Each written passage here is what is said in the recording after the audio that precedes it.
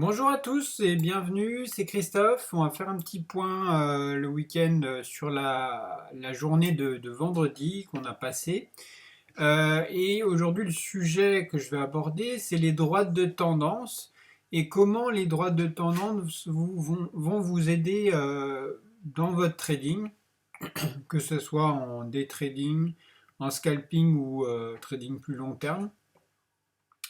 C'est une chose que j'avais tendance à oublier, que j'ai remis en pratique et qui apporte, comme vous pouvez le voir, des jolis résultats, à condition de bien sûr prendre ses pertes, travail sur lequel je fais énormément de progrès.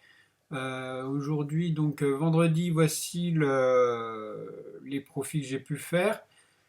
Donc en termes de points, si on revient sur le nombre de points, j'ai fait sur la journée à peu près 14 points.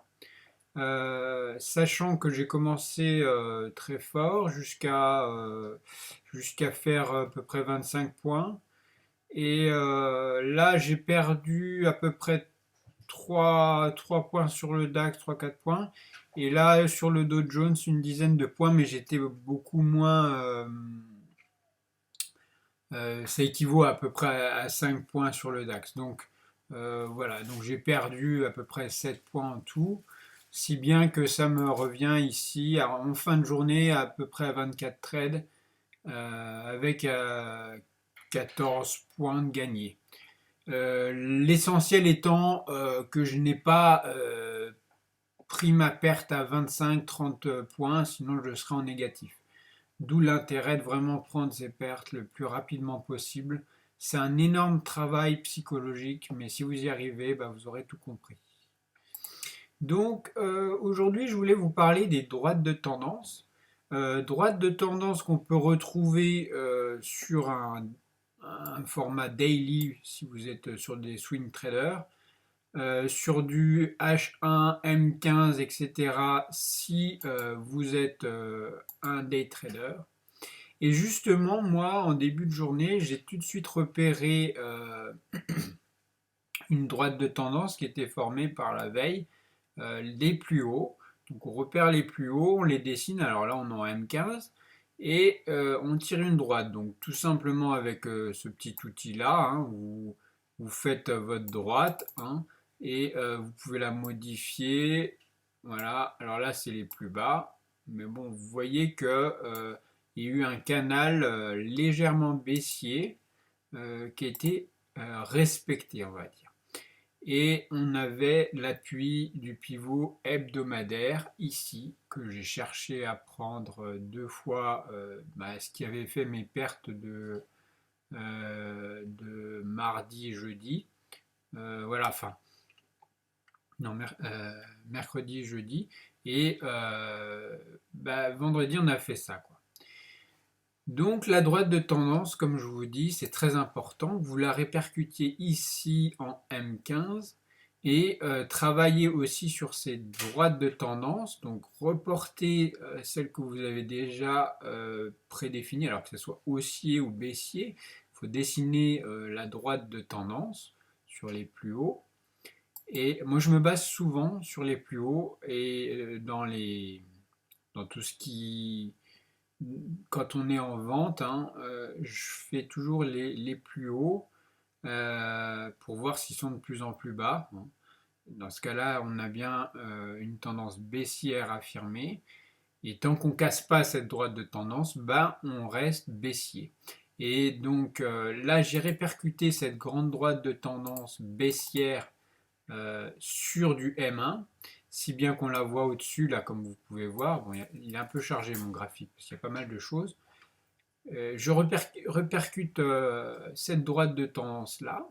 Donc je sais que là c'est le plus haut du range baissier qu'on a. Donc si ça vient taper cette partie là, il y a de fortes chances que on reparte en vente derrière. Et c'est ce qui s'est passé. Journée d'hier, on est allé en vente, on est revenu chercher cette droite de tendance ici et on est reparti en vente aussi sec. Alors là, c'est vraiment quelque chose plus avancé, hein, pour des techniques un peu professionnelles parce que je me rends compte que c'est des choses qui sont extrêmement recherchées par les grands traders, et puis vous le voyez bien, ça marche excessivement bien. Alors, qu'est-ce qui s'est passé hier? Donc pour faire simple, on va mettre un grand écran. Hop. Donc, tout a commencé, on va dire. Alors, j'ai un peu des graphiques de partout. Hop, voilà. Tout a commencé, donc la nuit était là. Hop, voilà. On a commencé l'ouverture, marché asiatique, etc. Ça descendait. On a clairement vu ça. Donc à l'ouverture, même j'ai commencé très tôt mon premier trade vers 8h30. D'ailleurs j'étais en live. C'était le premier trade était là. Bon, voilà. Qu'est-ce qu'on fait quand on est dans ces phases-là? Dès qu'on vient retoucher cette droite de tendance, eh ben, on va shorter le marché. On va shorter le marché. On va chercher des points d'entrée en short. C'est plus profitable que des points d'entrée à l'achat. Et je vous invite à voir ma vidéo sur le scalping, comment prendre un trade en scalping. Et donc, tant qu'on était en dessous de cette droite de tendance que j'ai tracée en 1 minute, on était baissier. Et là, on est arrivé vers les 10 heures avec une grande mèche à l'achat. Donc, on est parti à l'achat. Dans ce cas-là, j'ai pris des trades plutôt orientés achat. Donc, ici, j'ai pris un trade. Ici, j'ai pris un trade. Sur toujours des endroits un peu stratégiques en m'appuyant sur des sécurités, on va dire ça, des sécurités. Comme ici, le niveau des 250 qui avait été percé, et je ne pensais pas qu'on allait repasser dessous, donc j'ai privilégié l'achat. Donc ici, achat, achat, achat, pareil, on peut dessiner les droites de tendance. Donc là, dans ce cas-là, la droite de tendance, moi je l'avais dessinée au début, tac, comme ça. Alors les droites de tendance, avec le temps, elles bougent. Hein, vous voyez, hop, hop, hop. Mais on a toujours cette continuité comme ça. Si ça vient être cassé de façon flagrante, alors là, on aurait pu dire, ah, mais c'est revenu baissier. Ben non, vous voyez que c'est resté très linéaire. C'est juste que ça a linéarisé sur une partie et c'est reparti. Donc ça, c'est pas un changement de direction. Hein. Là, j'avais mis un cône un peu de, où le marché se concentrait. Et puis finalement, ce qui s'est passé, c'est que ça a continué à l'achat. Et donc la droite de tendance, la voilà. Il faut avoir au moins 2 points minimum, idéalement 3. Mais déjà 2 points, c'est intéressant. Et là, on voit clairement que ça a cassé à ce niveau-là la droite de tendance. Et qu'est-ce qu'on avait? Le point haut, comme je vous avais dit, la droite de tendance baissière en M15, qui elle est une unité beaucoup plus importante, donc elle arrête le marché clairement. Vous le voyez, hein, là, ça a été super net hier, j'étais sur le cul, et juste là, à partir du moment où on est venu taper cette droite de tendance, j'ai shorté, j'ai shorté, j'ai shorté. Manque de bol, j'ai pris des petites positions de 2 points. J'aurais pu faire 60 points si j'avais gardé mon trade. Bon, bref. Euh, et alors là, c'est amorcé une droite de tendance baissière. Alors au début, on la dessine comme ça. On voit que ça bouge un petit peu par rapport à notre niveau, mais il n'y a pas de souci. Voilà, elle est à peu près respectée. Alors si on veut la modifier en cours de route, vous voyez qu'on aurait pu la mettre exactement comme ça et comme ça. Et là, vous voyez les points hauts sont respectés jusqu'à ce niveau-là où on est légèrement reparti en achat. Mais bon, c'était la fin de la journée et puis on est revenu en vente. Bon, cette partie-là n'était pas intéressante. D'ailleurs, moi, je me suis arrêté de trader beaucoup plus tôt sur le DAX, mais sur le Dow Jones, je me suis un petit peu ramassé sur des faux mouvements à la fin de la journée parce qu'il y avait tellement plus de volume que, ben d'ailleurs on le voit, hein. Là on voit qu'il y a les volumes, et là il n'y a plus du tout de volume. C'était pareil sur le Dow Jones. Donc d'où l'importance des droites de tendance, comme je vous dis. C'est très très très très utile, que ce soit en day trading ou en scalping. Et vous voyez que il faut avoir un biais aussi ou baissier. Et pour avoir ce biais, eh ben, il faut systématiquement utiliser ces droites de tendance qui vont vous aider. Donc, quand c'est haussier, on met une droite de tendance en dessous, on va chercher les plus bas. Quand c'est baissier, enfin, moi je travaille comme ça. Quand c'est baissier, on va mettre une droite de tendance sur votre unité de temps sur les plus hauts. Et dès qu'on va casser, alors attention, on ne shorte plus, on se met à regarder le marché. Si ça linéarise comme ça, bon, voilà, on fait rien.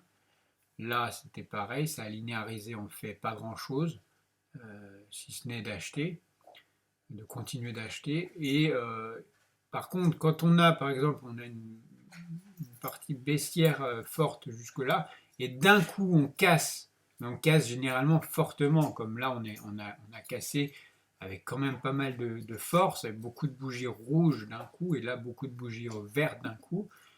Là c'est clair et net, on change de direction, donc le marché change clairement, passe de baissier à haussier et de haussier à baissier. Donc voilà pour ce que j'en ai conclu. Moi je suis assez content, je progresse beaucoup sur mon scalping.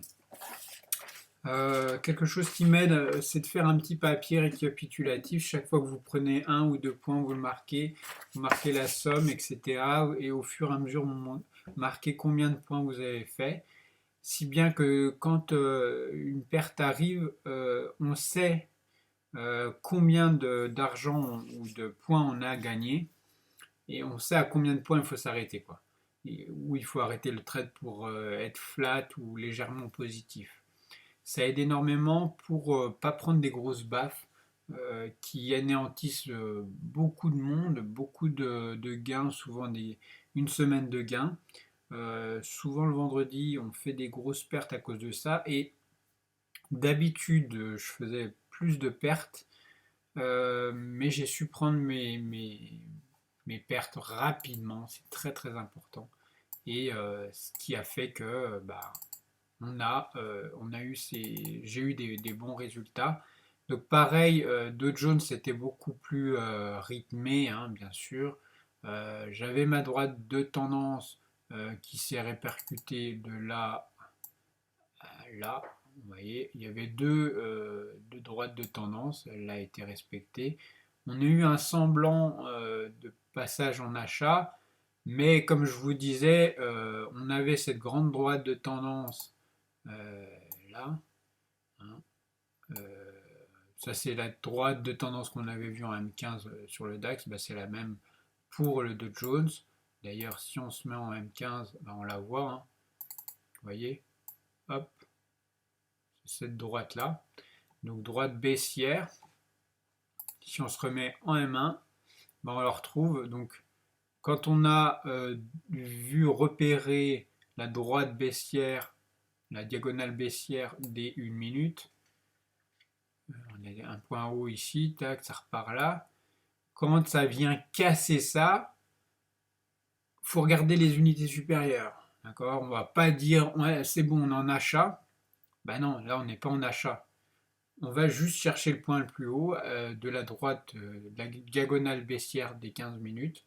Et finalement, on continue le trend baissier, mais on a juste déplacé notre diagonale baissière de quelques points. Donc, vous pouvez en répercuter plusieurs parfois comme ça, à condition d'avoir un flux baissier plus important en termes de minutes.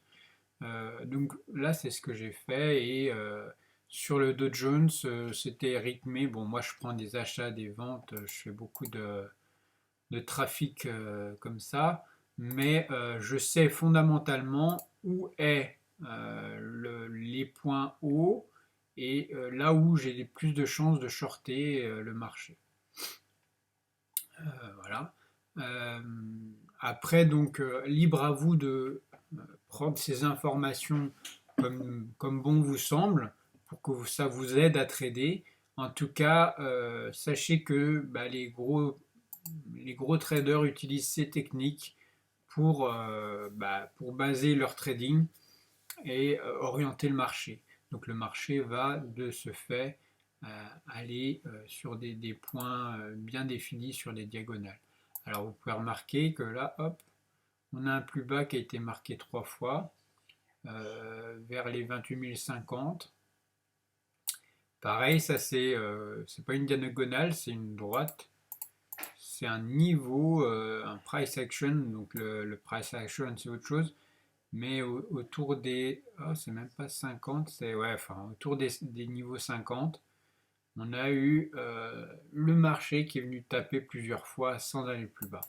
Donc on a quand même, si on revient sur le Dow Jones, hop, donc le Dow Jones en M1, M15, donc des unités assez courtes, on est baissier clairement. Par contre, si on va sur des grosses unités en swing trading, vous voyez que clairement le Dow Jones est très haussier, comme tous les autres indicateurs, que ce soit le DAX, etc. Bon, le DAX a plus de mal ces derniers temps, mais on est sur des trends très haussiers. On est arrêté sur la R1 à cause du DAX. Et là, ce qui a fait le trend baissier sur le Dow Jones, c'était la droite de tendance baissière qu'on a pu observer et qui actuellement rythme les marchés. Alors la semaine prochaine, on verra bien ce que ça donne.